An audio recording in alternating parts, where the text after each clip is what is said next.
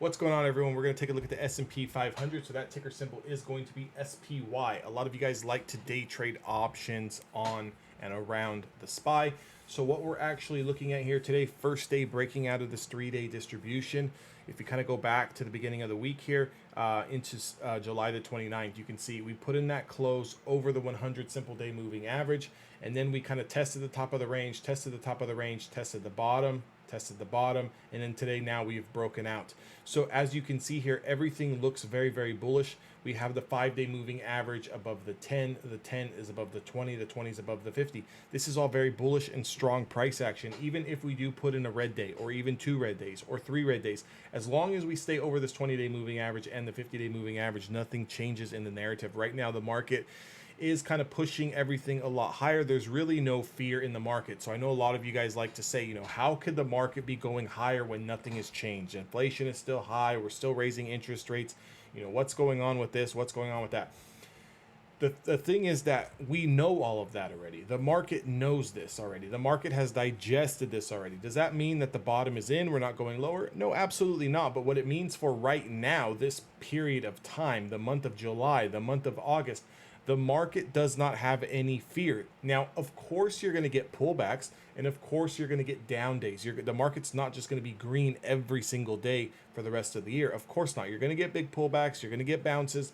You just need to know your technical levels to make sure that you're going to be okay and not get obliterated holding something when you shouldn't be holding it. But until there's the next shock value, until there's the next sort of scare or anxiety in the market's going to continue to rip higher. We do have some levels to go. We've definitely got some supply ahead.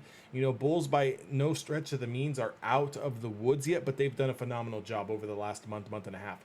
So, that main price target that we still need to get above to kind of officially say, hey, you know what, maybe the bottom is in, it's going to be $433. That would be reclaiming the 200-day moving average. I would expect a little bit of a pullback before we get there. If you can kind of go back here to the month of May, right, rolling into June, the last time we were in this area, right, where we're at now, so if I kind of just circle this here, the last time price action was in this area, we consolidated for a very long time.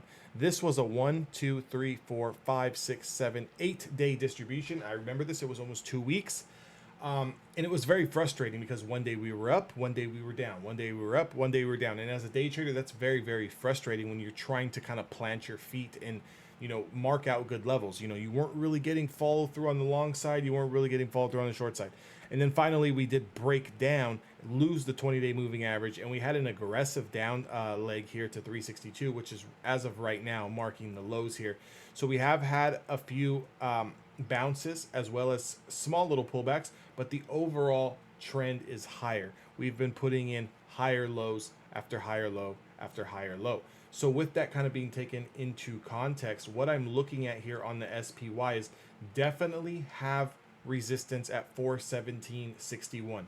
Maybe that's where we stop this week. Allow stocks and the indexes to kind of relax a little bit. See if we need to pull back into that 5-day moving average once more as it continues to climb here. Currently, the 5-day moving average is sitting at around $410. So that's obviously going to rise each day that we keep closing higher. So if we get into 417 and we do start to pull back into that 5-day moving average, nothing changes. The narrative does not change. Even if we get all the way back down to what the price is of 403, nothing changes yet. Stock can do this and still be okay. Okay, it's not until we lose 392 that I would be concerned about going lower. Okay, and that's going to be this 50-day moving average here. Everything else is just a pullback. So be careful. If you are scalping and you are a day trader, be careful shorting stocks on pullbacks. Okay, the only reason why is because it's going to look great. It's going to look like it's going to go all the way back down, and then it gives you just a little bit and then springboards again. And then here it comes again. It looks like it's going to drop, and then it springboards, right? It could be very, very frustrating. You can chop yourself up. Now, you're going to make some money. You'll make a little bit of money here and there. You're not going to make the big bucks, especially when you're in an uptrend and you're trying to go against the trend. But you depending on your position sizing, you can make decent money trying to scalp that way. You just have to have discipline to get out of the trade when you know that the trade technically is no longer valid, and or take profits a lot sooner because you know that you are going against trend, especially on a day like today. when the NASDAQ futures were up at one point 350 on the day, 300 on the day. If you're trying to go short on some of these stocks when the index that's backing it and the futures that are backing it is up 300, 350, we've got problems because you're going against a very, very heavy trend. Instead of, when it looks like those stocks are ready to break down, let them break down, let them pull back into our support. And then when they bounce, then you can take them through the hour's high or the high of day. That's the way you want to play it when you're in an uptrend. You do the same thing when we're in a downtrend. You don't want to always constantly be bouncing stocks to go long. What you want to do is let them bounce, and then when they fade again, and then they take out a previous hour's low or the low of day, that's when you get back into those trades. So again, for the bulls, from the investment point, guys are looking really good. You guys are probably starting to recuperate some of that portfolio loss that you guys have taken. Everything looks pretty good here. Again, if we stay over 392, we remain bullish. Narrative doesn't change until we lose $392. Next area that we're looking to test is going to be 417. And then, if the bulls continue to rally and have a little bit of consolidation, maybe 1 or 2 days, the next push up will be to 423. I think that's going to provide a good opportunity for some people to make some money, take some profits. But again, if you're looking for a trade tomorrow, make sure that we take out today's highs before you do anything, okay? And just understand we are coming to the week's end here, and we are coming into a level of supply. So not saying that stocks are not going to go higher this week, but if they do, and you do decide to play SPY to the long side, just understand at 417, you could get rejected, okay? Doesn't mean that we're coming all the way back down. All it means is that it could get choppy in that area. So you can get into the play, and then it's quickly back down. And then it comes back up, and then it comes back down. And then it goes back up, and then maybe it breaks down a little bit, and you end up losing money.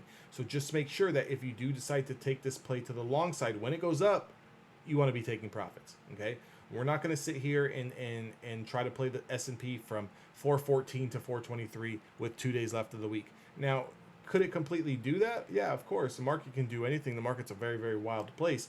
But, you don't want to anticipate that move. You just want to react to what's going on in front of you. If you guys enjoyed this video and you guys are interested in day trading, make sure you guys join my Discord. That link is down in the description box below. To everyone else, make sure to like, comment, and subscribe, and I'll catch you guys all in the next video.